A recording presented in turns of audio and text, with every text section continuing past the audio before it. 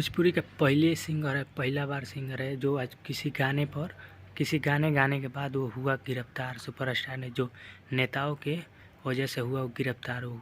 एक गाना अपलोड हुआ था जिसमें ये बताया गया कि ये प्रमोद प्रेमी नाम का एक भोजपुरी गायक है, उसने एक गाना गाया है और उसमें कुछ राजनीतिज्ञों के ऊपर उसने जो है कमेंट करते हुए और वो एक तरीके से जो है कि एक देशपरक गाना बनाया था। तो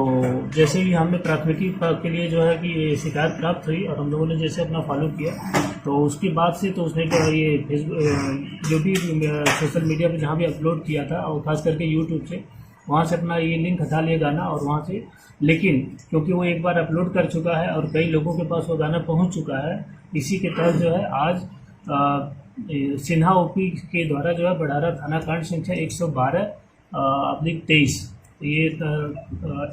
विभिन्न जो धाराएं हैं, जैसे अश्लील गाना का जो प्रचार करने में आईटी एक्ट है, तो जो भी विभिन्न धाराएं उनमें एक प्राथमिकी दर्ज कर ली गई है और उसके खिलाफ जो है आगे विधि सम्मत कार्रवाई की जा रही है। कैसा प्रमोद प्रेमी को गिरफ्तार किया जाएगा?